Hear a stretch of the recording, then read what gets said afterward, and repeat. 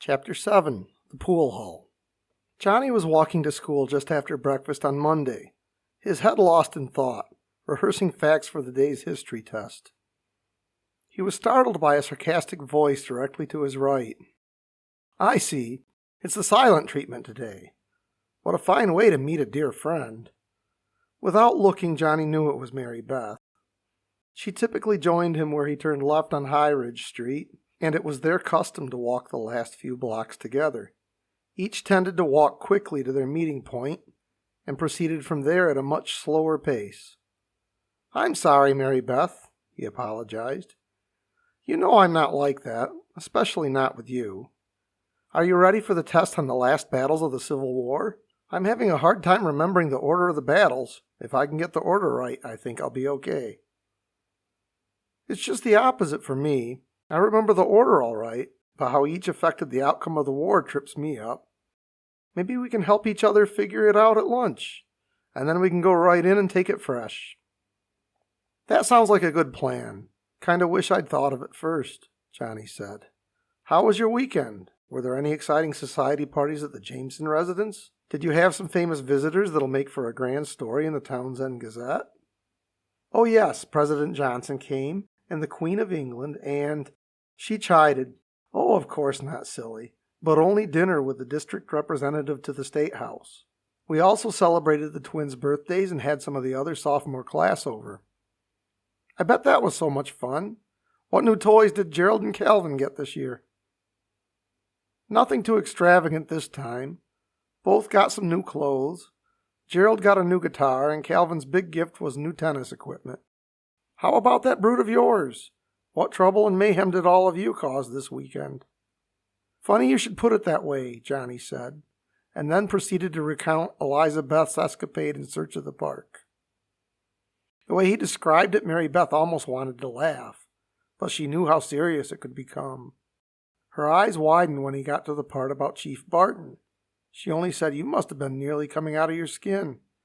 Let's pray that nothing comes of it after all. You know, I really think the chief isn't such a bad character. If only the mayor didn't always have him under his thumb." Then they reached the front door of the school, so they ended that discussion.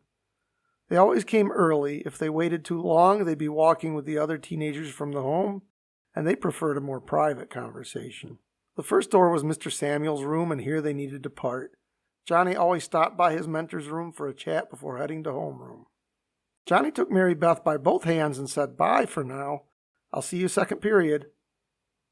They were seatmates in biology with Mr. Larson, whose clothes never matched. Despite his awkward appearance, he was a student favorite. Mary Beth replied, "Don't forget lunch also. We need to get ready for the history test." With that, she pulled away and Johnny held on to the last, copying the idea from Pastor and Mrs. Stevens. "Good morning, Johnny." Mr. Samuels looked up from the papers on his desk. "Afraid I can't talk much this morning.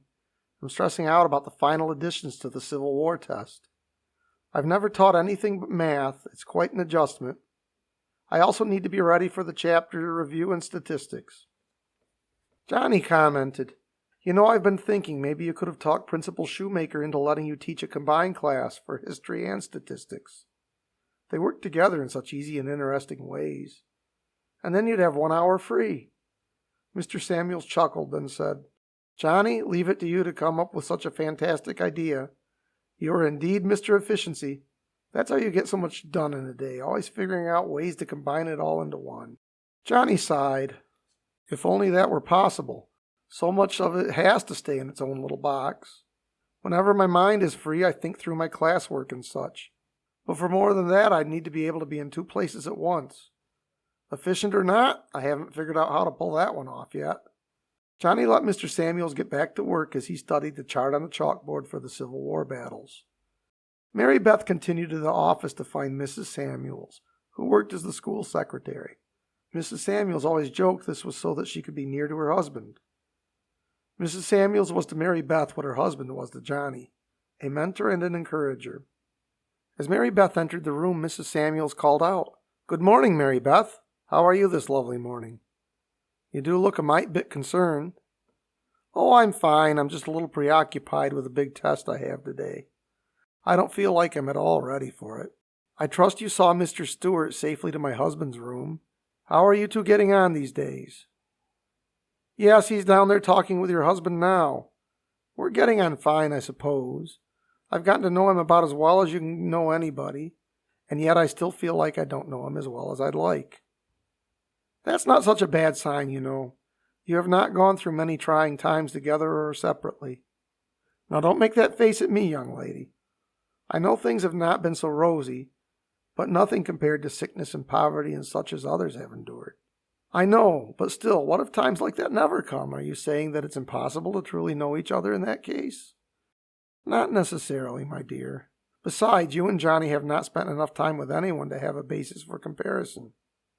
You never spend time with other guys, and what friend his age does Johnny have in the world but you?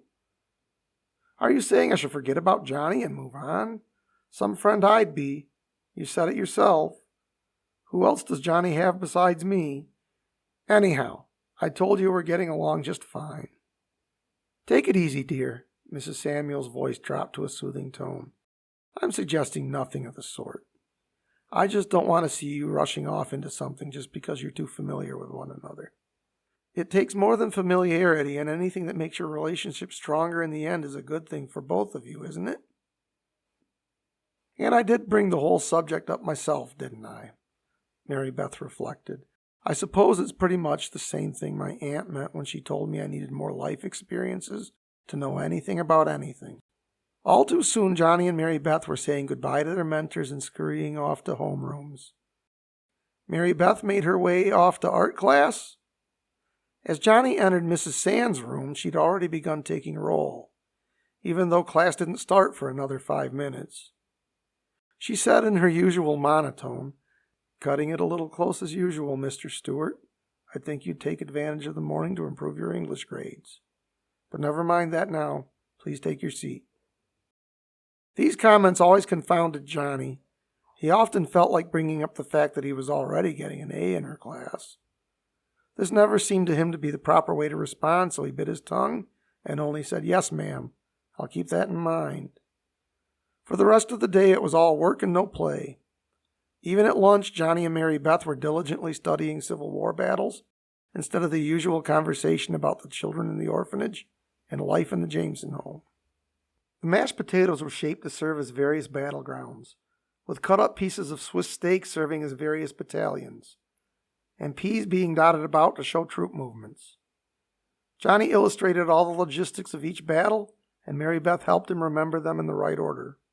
School ended at 3 o'clock, and Johnny darted off right away to begin his rounds that kept him busy until nighttime.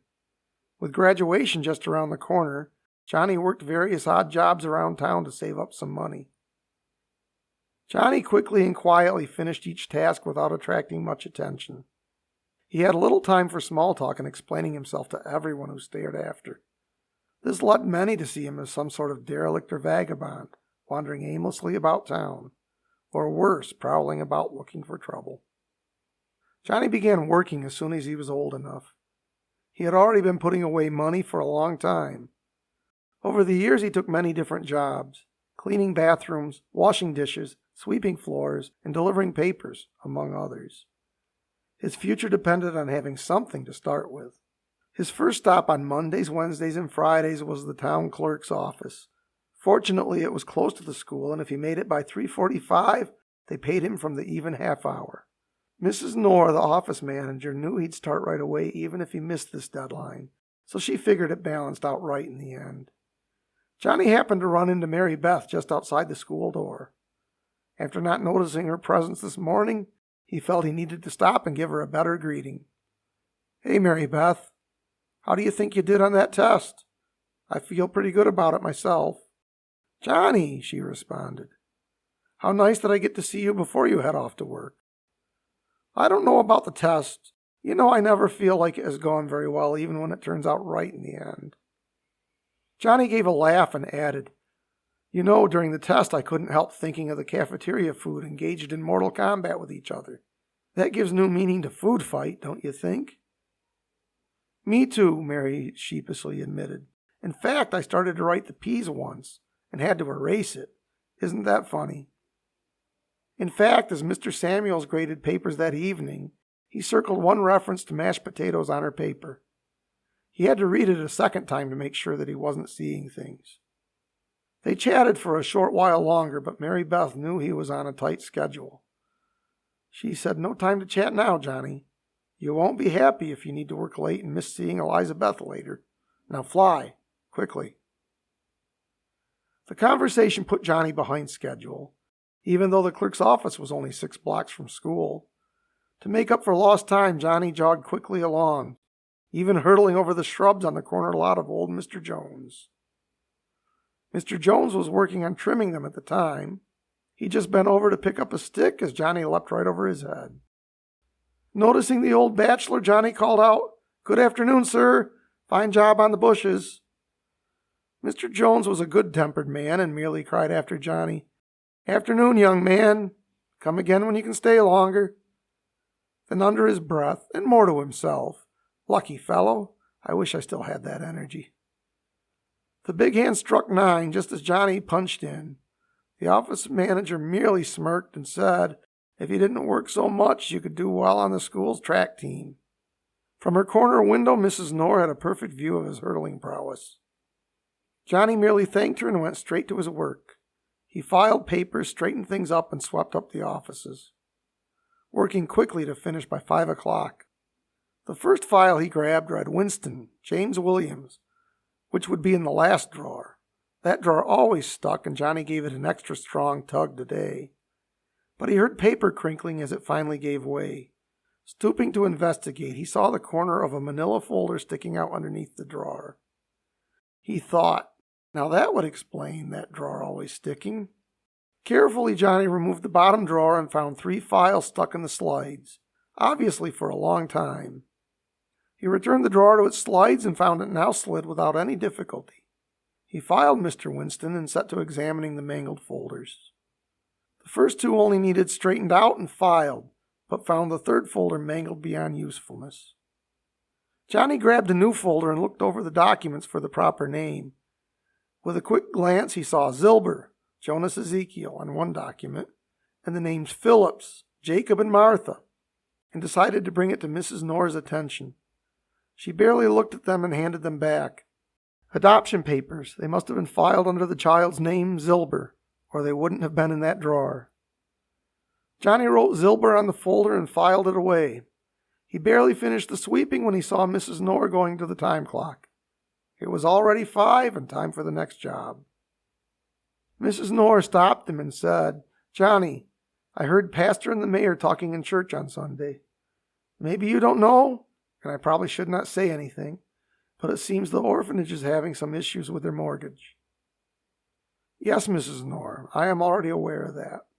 Johnny wondered to himself what purpose she could have in bringing it up. "I don't know if Miss Johnson would have already thought of it or not, but why don't we take a quick look to see if there are any records about the home on file?" She saw Johnny look at the clock, mindful of his next job, and she added, "I already took the liberty of pulling out a few files. It should not take more than a minute between the 2 of us."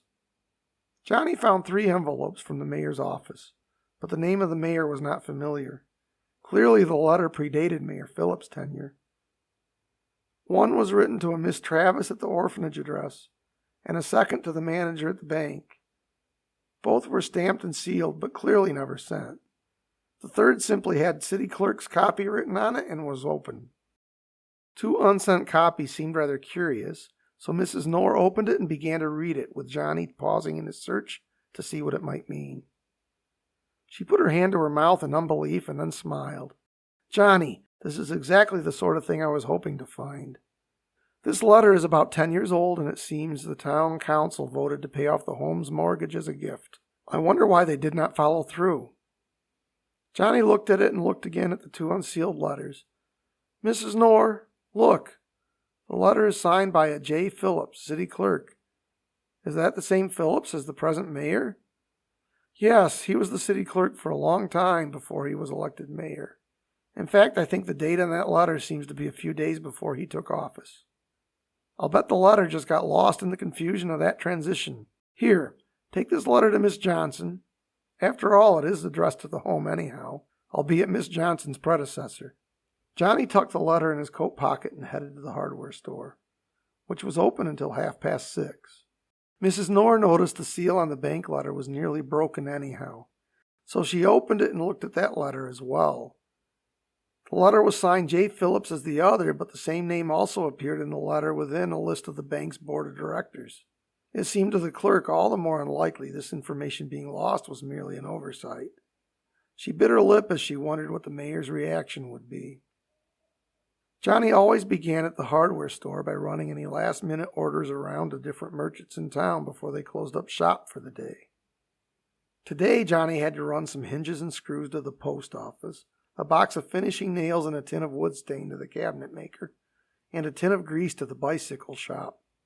There was also an order for a new broom and mop for the pool hall, but Johnny figured he could save time and take these with him when he went there to work.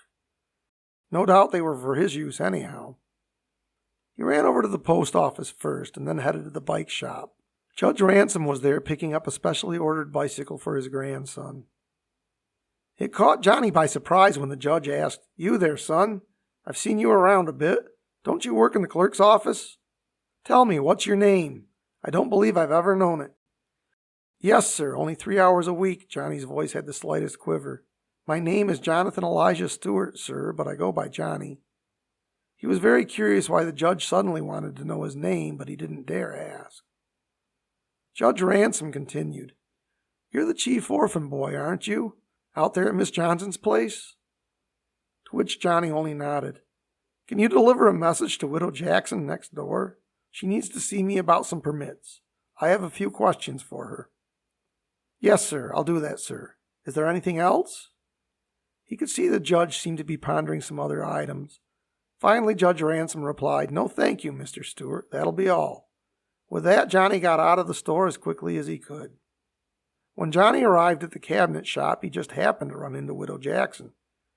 She was saying some things like, "I know it's been 6 months already. I'm just concerned that the lock don't seem nearly so secure. Guns need to be secure, you know. Dangerous business if just anybody can get at 'em."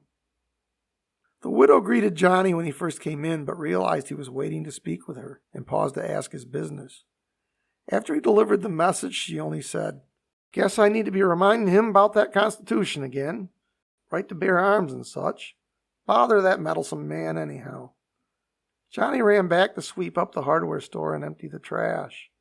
Today it went quickly and he found himself finished by 6 o'clock. That meant he'd have time to actually run home and eat supper with the children, and not have to eat it bagged up alone. Miss Johnson once suggested grabbing a bite at the tavern, but that would have really gotten people talking. Johnny just started on his way back to the orphanage, carrying the broom in one hand and the mop in the other. Chief Barton pulled up alongside him in the street. The chief said, "Mighty peculiar to see someone walking down the road carrying all that gear. Just want to make sure it's on the up and up, not pilfering from one of your employers or anything like that." Johnny explained the circumstances. "No, sir, I was to deliver them from the hardware. It seemed likely they were for my use, so I'm taking them on my way. I just need to swing home for supper first." Chief Barton seemed satisfied at this. He didn't seem terribly worked up about it in the first place, and Johnny wondered if the chief wasn't just looking for a diversion to pass the time a little quicker. Mayor Phillips happened to be driving past while this was going on and chastised the officer. "Chief, don't you have better things to be doing tonight than pestering some young worker? I gave you that stack of eviction notices and those cease and desist orders this afternoon. Don't tell me you're through them already." The chief barely responded with a "yes, sir," and a "no, sir," before the mayor continued. "Do I need to remind you once again who it is that signs your paychecks?" The mayor waited for a response, and the chief came back with, "No, sir, you sign my paychecks, sir. I'll get right on the last of them now. It's hard work handing those out, and I just needed a short break. But rest assured I'll finish the job before my supper." Mayor Phillips seemed satisfied with this answer, or at least pacified, and continued on his way. Johnny had pulled the letter from his pocket, meaning to say something to the mayor. He had not wanted to interrupt, but now the mayor had rushed off. "What is that you have there, boy?" the chief inquired. "It is just an old undelivered letter from the city council to the orphanage. It ought to clear up the troubles from that letter you passed along the other day. I guess I should have said something to the mayor just now." The chief furrowed his brow. "I reckon not. Take my advice, son. Drop that letter off at the orphanage before you do anything else. Put it in the safe if you folks keep one there. Get a copy for the mayor if he wants one, but don't let him handle the original. Miss Johnson was ecstatic when she read the letter and gave Johnny a kiss on the cheek. Oh, and the chief suggested putting it in our safe. I don't think we have one of those, do we, Miss Johnson? The kindly matron just smiled and said, not a safe, but I do have my secret places. Don't worry yourself about that. With so many Snoopy kids around, I have to have many safe places. Dinner time passed too quickly and Johnny needed to head off to the pool hall. If he made it by 7, he'd have a chance to be back in time to help put the children down for bedtime. When he arrived at the pool hall, he immediately knew there would be no helping with the kids that night. Obviously, there'd been a party the night before. Still, he scrubbed up all the dried beer on the floor as quickly as he could. For a weeknight, there was still quite a crowd hanging around, which made Johnny's work all the more difficult. Not many were shooting pool, but they seemed to be waiting for something. Johnny didn't speak to any of them and tried hard not to listen to the men's conversations. Once the men became accustomed to his presence, it was as though they'd forgot he was even there. After that, he couldn't help overhearing some things not meant for his ears. Jake, where is the mayor? Wasn't he supposed to be here half an hour ago? Don't know, Steve. Probably off getting on Chief Barton about those evictions again. The man sure doesn't like handing those out. Another man piped in, if you ask me, the mayor is getting a little too carried away with doing them all at once like this. People are going to start to wonder what's up. Talk continued in a similar manner for another 10 to 15 minutes. Though the talk made Johnny wonder what was going on, nobody said anything that shed any more light on the subject. Johnny cleaned the men's room and was just about to leave the room when Mayor Phillips came in. The mayor nodded to him in greeting. It seemed likely he remembered Johnny from their chance meeting earlier in the night. Johnny wanted to take the opportunity to clear things up about the orphanage. Mr. Mayor, sir? It's all right, son. Say what is on your mind. It's just that earlier today at the city clerk's office, I found an old letter about some business with the orphanage that seems to have been forgotten. I just wanted to put the record straight as soon as possible. The mayor, who had turned to wash his hands, stopped what he was doing and furrowed his brow as he turned to listen. Johnny recounted the contents of the letter and added, So you see, Mr. Mayor, there seems to have been some misunderstanding, and I thought you ought to know right away. The mayor's face went from concern to annoyed, but he said, Glad to hear it, young man. Seems you aren't one that ought to be underestimated. The mayor then went about his business, but one of his associates exited with Johnny. The man continued to hold a toothpick between his teeth as he spoke. The mayor's not someone you want to be messing with, kid. He has many different ways of getting things to turn out the way he wants them to in the end. You just be remembering that. Then the men shuffled off into a side room that wasn't on Johnny's cleaning schedule tonight. This scene had not played out the way Johnny had imagined, and he wondered over everything he'd heard. After that, he did not want to deal with any more important people, so he moved to a back room and never heard the meeting breaking up. It was 8:30 when Johnny finally finished. The children would all be asleep by the time he arrived home. At least that meant he didn't have more work to do in the home on top of everything else. Johnny was tired when he came dragging in the back door by the kitchen. Miss Johnson was sitting alone at the kitchen table with a cup of tea and reading her Bible. Good evening, Johnny, Miss Johnson said. Would you like a cup of tea? The water in the kettle is still hot, and the bags are there on the counter. Johnny replied, I'll just get a glass of water. I finished most of my homework today at school, so the tea will just keep me up and for no good reason. As he sat down, he began to fill Miss Johnson in about his day. I spoke to Mary Beth after school for too long again. Miss Johnson smiled over the rim of her teacup. I hurtled right over Mr. Jones's head on the way to the clerk's office and made it just in time. The judge of all people had me deliver a message to Widow Jackson. I bet it had something to do with gun permits. The chief stopped me about the broom and such I was carrying for the pool hall. Sounds like you've had another busy day, Miss Johnson commented. Sometime in your life you're going to find some free time and aren't going to have any idea what to do with it. Oh, and the mayor got after the chief while I was talking to him. Something about eviction notices. That sure seems to make up a lot of the chief's work. What's going on with all of that? Miss Johnson's face made a painful look for a moment as she said, Beats me, Johnny. I know times are tough and all, But getting people out of their homes sure seems to preoccupy that mayor more and more all the time.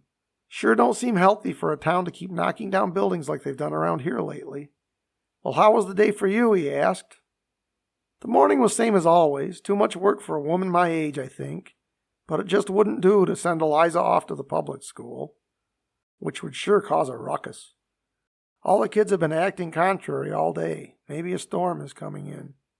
Now that Eliza, she sure was quiet today. Seems to be thinking a lot lately. Johnny bit his lip. If Eliza was too quiet, it meant something was bothering her more than usual. Most of her complaints were about surface things, unimportant things for the most part. When she was quiet, it was because she was too busy thinking about the serious things. Johnny set to work on the few math problems he needed to double-check while Miss Johnson cleaned up the last few things in the kitchen. On the way to his room, Johnny peeked in to check on Eliza Beth. He peered over her back to see her face in the dark. He didn't see any whites of eyes, and her breathing was light and easy. Satisfied that she was peaceful and sound asleep, he very lightly touched her forehead and whispered, "Sleep tight, dear one." As he closed the door, a smile crept over Eliza's small face, and then she really did drop off peacefully to sleep. The rest of the week seemed to slip right by before Johnny even had a chance to notice. Before he knew it, Friday arrived, along with a surprise. Johnny made it home from the hardware store in time for dinner, but Miss Johnson had it bagged up already anyhow. He was going to take it out and eat it at the table, but Miss Johnson stopped him. "Johnny, thanks to you, that whole mess with City Hall has been taken care of. So I wanted to do something special for you. There's a double batch there in the bag for you and a friend. I had a visitor a little earlier this evening and we worked out the details. Now you just take this bag and get yourself over to the little park next to the library." Johnny knew it was Mary Beth. He turned a little red as he grinned from ear to ear but didn't say a word.